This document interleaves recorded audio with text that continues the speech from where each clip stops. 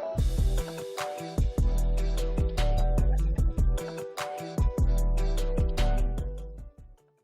everyone, and welcome to today's episode of the SaaS Marketing Show. Today, I'm joined by Shri Mithran, who is the Pipeline Marketing Manager at Chargebee. So for any of you who don't know, Chargebee is one of the leading subscription billing management softwares that is used by thousands of scaling SaaS companies. Shri, I'm really excited to have you here. Welcome to today's show. Hey, Alan. Thank you for joining us today, Shri. I'm looking forward to this one. So we're going to be talking specifically about how you guys at Chargebee have increased your SALs or your sales accepted leads by 40% by moving from a demand gen approach to a pipeline first approach. So I'm very excited to jump into that specific topic area. But before we do that, let's just talk a little bit about the business at Chargebee for people that don't know about you guys and a bit more about your marketing team. So I was taking a look before we jumped on this call today to just get some top level numbers and ideas for the people that are listening. So I found out on Crunchbase that Chargebee have raised a total of, I think it was 38.5 or 38.2 million across various funding rounds, with the last round being a Series D in August of 2019. I know that you have multiple presences in multiple different parts of the world too, a decent sized team. So maybe just give us a quick oversight as to what Chargebee is like today and what your marketing team looks like as well and how you fit into that personally. I think that'd be a great place to start. Sure. Yeah. So Chargebee focuses in subscription billing and revenue operations for SaaS and SaaS-like businesses. Right. Our team, we are a little over 400 at this point, spread across Chennai, which is our bulk of our operations take place from. And we're headquartered in the US. We have teams in SF, Salt Lake City. And recently, we also started out in the Netherlands, and we have a small team that's up and coming in the ANC region as well. So that's the team split as such. And specifically about marketing, we are primarily inbound-driven organization, right? And in terms of the team structure, like any inbound-driven company, there is the demand and the pipeline marketing team, as we call it, right? Which specifically focus on fresh acquisition, conversion, and making sure the sales team is equipped with the right kind of pipeline to meet the revenue targets, right? That involves SEM, paid search, Facebook display, and also the SEO organic side and conversion optimization, website personalization. And specifically, in the last couple of years, we have been focusing on ABM to go after our mid-market and enterprise segments. So besides demand and pipeline, we have product marketing team, which of course specifically focuses on product releases and making sure the new product features and capabilities are taken to our customers, which also has a small customer marketing wing inside of it. And we have the content and design team, which acts as a service component to other functions within the team. So as such, marketing team, we are a 30-member org spread across all these sub-functions, as I just mentioned. Yeah, it's pretty exciting. The growth in the last couple of years has been really good, and yeah, so happy to chat more on that. Yeah, awesome. Thank you for sharing that. It's really cool for me to be chatting with you too. Like I've never actually spoken with someone from Chargebee before, so this is a first for me, and I'm excited about it. There's a few things that I love about the way that you guys do things. I know this is something very specific, but even the drift bot that you guys have on the website and everything like that. I like the way that you do marketing, and I like seeing the growth that you have experienced over the last few years. Just quickly, I think most people will have a very clear understanding of what you guys do, but maybe not everyone would have heard of you before, depending on where they're listening from, what kind of size their business is, etc. So who are the typical kind of people that you come up against? When people are looking at Chargebee, are you coming up against the Paddles and the Stripes of the world? Is that the kind of core competition for you guys? Yeah, so the subscription billing and revenue operation space it's very interesting, right? So players like Stripe, who are primarily a payment processor, they also have a billing component to it, which is more apt for early stage company who want to quickly rig up an engine to handle their billing and subscriptions. But as they scale, as they mature with their operations, they would need a system like Chargebee, which is more it's a layer on top of a payment gateway like a Stripe or a Braintree, where all of your billing and subscription logic is set up, right? So in terms of your plan management, your pricing management, and your entire subscription lifecycle management is maintained within Chargebee. And also from the finance aspect of it, in terms of your billing, your scheduling, and also your connections with your accounting system, be it Xero or QuickBooks or NetSuite. So that's where in the landscape we fit. In terms of other players, like you mentioned, Paddle specifically focuses in Europe, and there are players like Chargebee, Recurly, and there is Zora. So this is the landscape looking like. Awesome. Yeah, thank you for that. I'm pretty sure there's going to be quite a few of your customers listening to this show or this episode as well, right? Because that's exactly who we're getting in front of. So yeah, awesome. Now let's talk about the kind of core topic area that we're going to be focusing on today, which is how you guys increase your SALs, sales accepted leads, by 40%. Now, before we go into that kind of 40% increase, over what period of time is that? Is that like over a year, a couple months? Like what? Yeah, I would say it's a 3-quarter increase starting from mid 2019 to now, right? Of course, there are incremental increase over time, but now looking at reflecting that shift is massive, and particularly if you consider the pipeline impact that it has, it's really huge. So I would say it's a 2 to 3 quarter increase from 2019. Yeah, that's so exciting because, like, as you said, a 40% increase in sales accepted leads, like even if the lead volume coming in is exactly the same, but you've increased the acceptance rate by 40%, then close rates, I would imagine, have increased significantly as well, which everyone can see how much like additional revenue that can be adding into the business. So I think anyone listening to this, if anyone could increase their sales accepted lead rate or their like trial to paid conversion rate by anything like that, they would be super excited and a lot happier within their day to day. So let's find out how some of the steps that you guys have taken to achieve that. I think it might be interesting, before we go into everything that you've done, if you give us a kind of top level overview as to what that kind of that marketing to sales, I don't want to say handoff process, but like what the sales process looked like, let's say a year ago, and then we'll go into some of the changes that you've made or new things that you've implemented to help see those significant increases. Right. So in terms of the structure, like any other inbound driven organization, with respect to sales part, there are two aspects. One is the SDR layer, and of course the other sales account executive part. So as a demand or pipeline team, we work more closely with the SDR team. It's more of a like we share the same metrics when it comes to total dispos or discovery calls that we schedule for account executives, right? So that's where the handoff happens. Like earlier, before we move to a pipeline first approach, the kind of metrics that we share with the SDR team stops at a point where the total number of MQLs that we pass on to them, and of course we look at SQL as a quality metric, but that's not something that we optimize on top of, right? And if you look at the website, we have different points of conversion. Like people could sign up, people could like come on to a drift chat or schedule a demo, right? And all of them are considered equally in terms of like there are X number of leads that we generated this month. But when you look at it, there's only a certain cohort that converts like at a significantly higher rate when compared to other parts of it, right? So investment into that, in understanding what is that cohort that works, and making sure from the marketing side of things, we specifically focus on that cohort, so that from an SDR aspect, instead of them working on, let's say, 2,000 or 3,000 leads, they can just specifically focus on this cohort that keeps giving, right? So that over time has changed in terms of how we work with the SDR team in terms of the cadence. Now we have a weekly cadence with the SDR team to understand the metrics in terms of total number of scheduled calls that we gave for the SDR team, and from there, how many qualified, what did not qualify, and the ones did not qualify, we go back and see what campaign they came from, why did they not qualify, like is there a mismatch in terms of intent and whatnot, right? So that was the operation rigor there. I think that's one of the important reasons for this maturity. I think thanks to our SDR team in terms of the consistent feedback, right, without which we cannot operate, right? So feedback both from a qualitative aspect and also in terms of making sure the data seamlessly flows back, right? We use HubSpot as our marketing automation system, and it's more of a quasi CRM, right? Making sure all the data points that SDR fills in their CRM is flown back into HubSpot, which is where all of our marketing operations happens, for us to understand which campaign or which flow actually converts into a SAL, which doesn't, right? So investment into that aspect, I think it improved the overall efficiency, right? So much credit goes to the kind of investment that went in making sure the cadence between marketing and SDR is intact, and it's not like two different aspects of the same team, but it's more of a singular unit.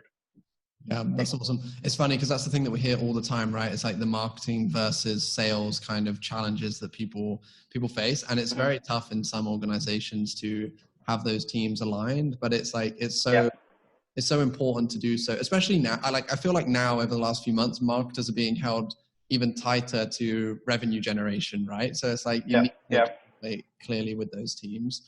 Okay, so let's get into some of the specifics as well. I'm actually really excited to talk to you about your kind of like paid approach as well, and how that's understood from search and retargeting and everything like that.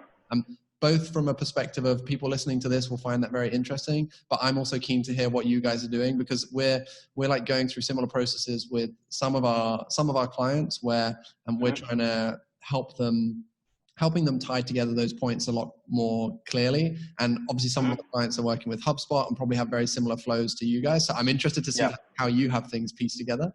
And I know people listening will be interested in that too. So let's talk about that first. Like you mentioned before we started this interview that there's been some changes to your kind of approach to paid search and everything else. Do you want to run into like a couple of those and how you're doing that at the moment? Sure. Yeah. So in terms of the marketing mix, I would say paid search is one of the key components. In fact, like we rely on paid search for about 40% of our SQLs or MQLs or whatever metric that is. It has a significant weightage, right? And in terms of how that maturity happened, like I mentioned earlier, it was all about scale. Let's say one and a half years ago, it's about how do you maximize the total MQL generation from paid search. But then over time, once we understood like the ones that clearly work, right? So we wanted to focus on the campaigns and keywords and ad groups that actually gives us the SQLs or SALs, right? So there's a lot of optimization that went into like transforming our account from then to now, right? So we have this framework. What we like, we have this 2x2 matrix, right? What we call as the leaders, bleeders, and truffles and suckers, right? So what we do is we have this 2x2 matrix where we pick every campaign across these two metrics, which is the number of SALs from this campaign and the cost per SAL, right? So, and these two metrics, we pick every single campaign along this. Let's say for a particular campaign, we have 10 SAL, and the cost per SAL is, let's say, $1,000 per SAL, right? This is picked against the overall account average, right? And the ones that is above the median mark, above the average. For example, leaders are the ones that brings in maximum number of SALs at minimum cost, which means they are the promised land for all the campaigns. We want all of them to come under this benchmark, right? Those campaigns are best performers, and we don't want to change a lot of things, maybe just to maintain the bids and budgets accordingly. And then there are your truffles, which are your high performing campaigns in terms of number of SALs, but they come at a fairly high cost, which means the focus is about cost cutting and ensuring we are not bidding on keywords that don't convert, and making sure all the budget that is allocated is for only the converting ones, right? And then there are bleeders, which are the worst of all. Like they give us least number of SQLs, but at a fairly high cost, which means there you need to just focus on ensuring the keywords that you're going after is worth the money or not. And then there are suckers, which are mostly dormant campaigns where there are no activity in terms of SALs, nor there is enough spend, which means those are necessarily your low search volume keywords, which bring in those SALs very rarely, right? So this framework, this is what we do at starting of every month. We peg all our campaigns and all our ad groups across these quadrants, right? And we have an optimization cadence for each of these quadrants. Like if they are in a leader, these are the things that we need to do. If they are in truffles, these are the things we do. So that sort of that framework sort of helped us in terms of fine tuning our overall. Instead of just going after campaign by campaign, we know that if they fit into this quadrant and this is the focus area for this week, that helps us think about how to optimize for this. And over time, that now in terms of our monthly operations, the number of things we need to do is very less, because over time that has been fine tuned, and now most of our campaigns are moving towards either a leader or a truffle, right? Which means it's just about optimizing the budgets and making sure they are well aligned with the overall performance metric. So that's one part as a framework that worked really well, right? And the second part I would say is our investment into data, right? Ensuring all the spend that's happening is for the right kind of keywords, right? But then, like any other funnel, there's going to be some amount of latency. That is today. A click is not going to convert into STL immediately. There's going to be a 7-day or a 14-day, or in some cases a 30-day delay, right? So then how do you understand the performance, right? If the budget that's deployed is the right one or not, right? So that's where the stack comes into the picture, where we use Clearbit. We use Clearbit Reveal, which helps us understand the demographics of our audience, which is again tied with Google Analytics, right? So this helped us understand of the let's say for a particular campaign on a given day, there are 100 visits from this campaign, how much of this 100 visits belong to our ICP, right? For us, ICP is anyone being a SaaS company and doing $1 million or more in terms of ARR, right? So the data with Clearbit tells us how much percentage of this belongs to our ICP or not, right? That way, we're able to optimize our campaigns more immediately instead of waiting for a downstream metric with an SAL, which also has other impact, like how the SDR follow-up is done and there are a few other things that can change downstream metrics, but we want a more leading and immediate indicator, right? So that way, we are able to optimize campaigns, and we set a benchmark saying for a particular campaign, the percentage of identified ICP traffic should be so much. And if it is anything less than that, then that campaign or that ad group seemed unfit for quality, right? That way, we're able to increase our quality to just bring in our ICP traffic, right? So that's one part, I think, as a first principle approach, it changed how we look at our paid search operations as a whole. And that keeps giving, like it's a one-time fix, and the dividends are something that you enjoy throughout the course of the thing. Yeah. Yeah, can I ask a quick question off the back of that? I'm interested. So I just want to clarify too, for you, an SAL, is that when like a SDR has had a initial discovery call and then they've said, yep, this is something that we're going to pass off to the AE or something like that, we're going to set up a further action? It's even slightly down the funnel, even after the discovery call with an AE happen, and when an AE accepts that, okay, this is all the quality or the qualification criteria is met, and now I can put a dollar value against this deal. That's what we consider as a SAL. In other terms, it's an opportunity, right? Yeah. Okay. So from like a Google Ads technical perspective, I'm interested in this. Some people listening might not know anything that we're about to talk about right now, but I'm thinking about from the like conversion optimization perspective within the Google Ads account. You mentioned using the Clearbit data to see like percentages of ICPs, like ICP qualified traffic. Are you optimizing within your Google Ads accounts for people like scheduling that initial demo call, or like what are you optimizing? Because obviously the distance between someone visiting from a campaign, scheduling a call, having the call, being qualified, everything like that can be a significant period of time. And I was just wondering how you're optimizing within your Google Ads accounts when sometimes it's like hard to get that feedback back into the ads account at high enough volume to be optimizing efficiently. So how are you doing that?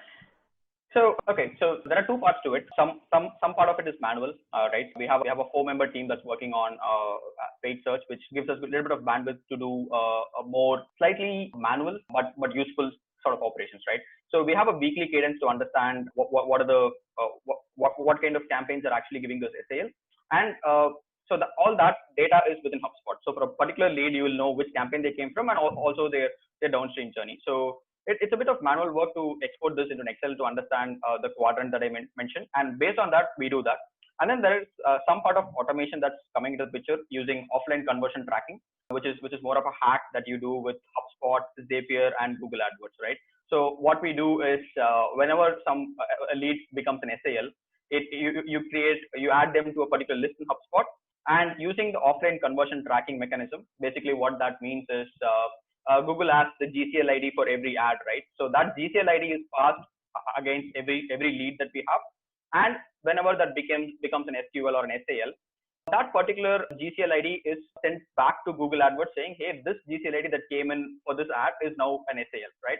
So that data is now passed back into AdWords, and then while we optimize for conversions, you have this particular data passed into AdWords, and you know that, okay, whenever these kind of keywords appear again, bid higher, right? That's when you do a target CPA, this automatically gets adjusted, because you're not just optimizing for conversions based on landing page visits or thank you page visits, but actually for the CRM identified conversions, right?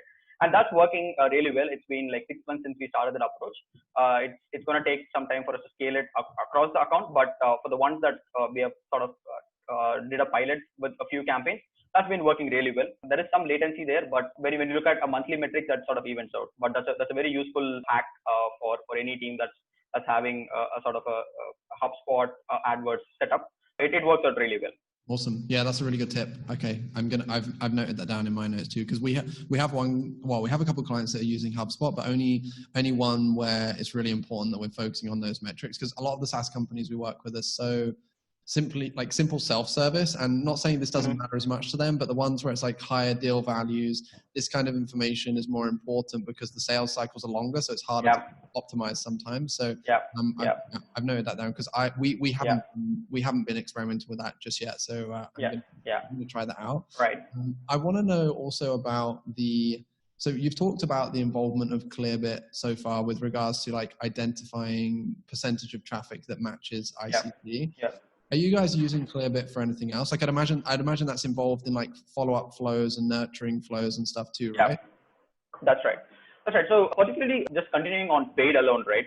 Paid, not just paid search, but display and Facebook, right? So with the same data, what we can do is you can create segments within Clearbit saying, hey, I want to just go after North American SaaS audiences or European e-learning companies or whatever that segment is, right? You create that segment, and you could create a custom audience directly from Clearbit onto Facebook and to Google, right?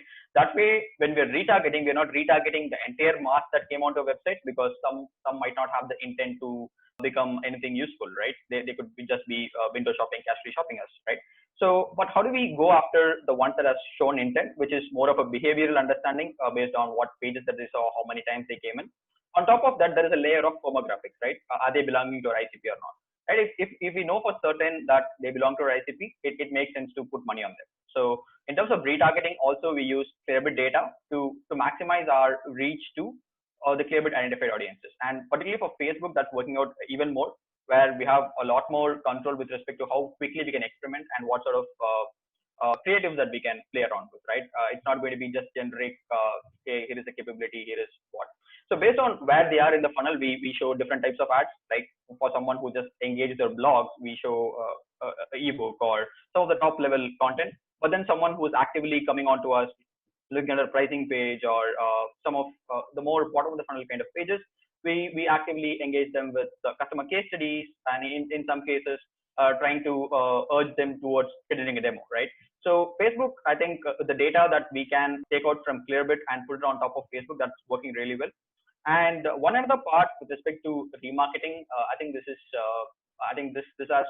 had a massive impact for us, which is the RLSA campaigns within search, the remarketing search campaigns.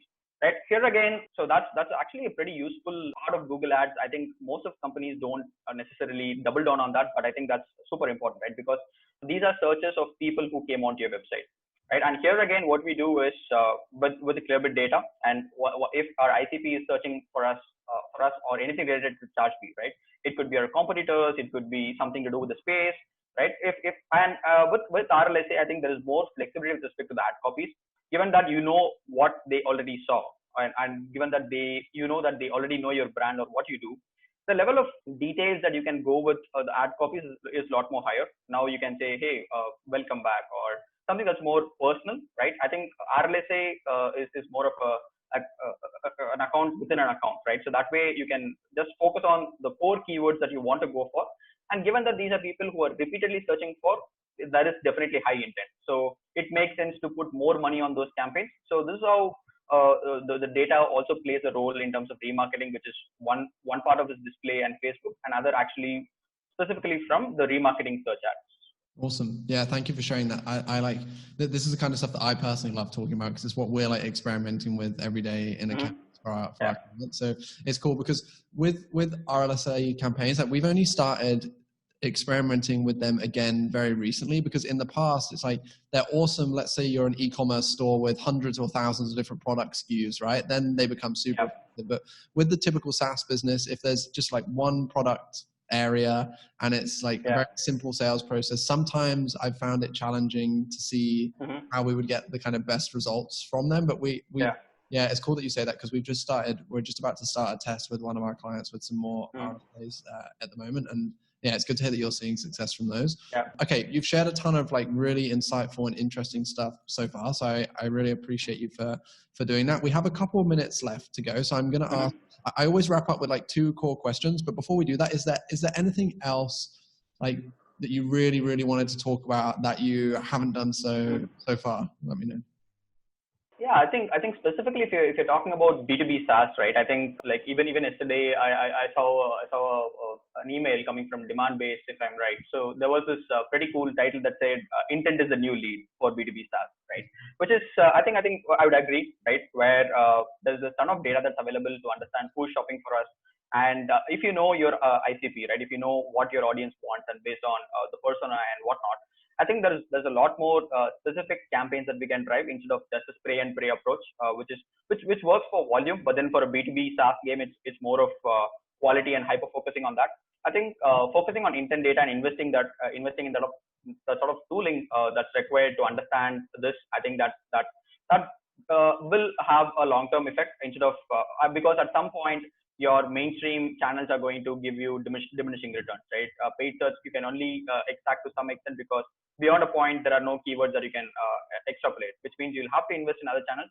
I think investing in intent data and the tooling part of it will give any B2B SaaS the edge over other competitors who are not primarily looking at it, right? So I think that would be a good point for any B2B SaaS marketer to consider. Okay. And aside from Clearbit, are you using any other tools for intent data? Are you using like G2's intent data to feed into your ads, or like any other tools that you're using? Yeah, so we do use G2's intent data, which is, I think that's a gold mine of information, right? We use Clearbit to understand the website intent who's coming on the website, but particularly if they're on G2 and if there is a combination of people looking at us on the website and competition on G2, that's like, you definitely need to go after them, right? So we use a combination of that, and we work in tandem with the sales team, the outbound sales team, to pass this real-time notification to them saying, hey, this target account is on the website, is on G2 shopping for us. You might have to reach them right now. So that's where it works. And besides this, for acquisition of net new ICPs or net new mid-market enterprise customers, we use Rollworks, which is our ABM product, for us to specifically focus on a target account list, right? Where we, at the starting of quarter, we decide these 500 are the accounts that we want to go after, and we segment them, like we segment campaigns based on different persona. For us, on an average, we have 4 to 5 stakeholder involvement in a particular account. So we have campaigns for each persona, and then create an account-wide sort of reach and like make them familiarized about the problem and also the product. That way, even if one person comes onto the account in terms of when they have to go back and explain to the stakeholders saying, hey, I have found Chargebee, they do this, I think this would be helpful. It won't be a surprise for the rest of them because they would already been warmed up to our content, to the problems that we solve for. And that in conjunction with Clearbit and the rest of the stack that we have, it works really well, right? And in combination of Drift and Clearbit have a direct integration. So you can have a specific bots for your ICP, specific bots for your target accounts. I think all of those are like fairly, easily playbookized for lack of better words. I think Drift and Clearbit is a good combination to have in case, yeah. I think there are also other alternatives, cheaper ones and better ones. But for us, Clearbit, I think, is part of the backbone of our entire data stack. And that's working out throughout the funnel.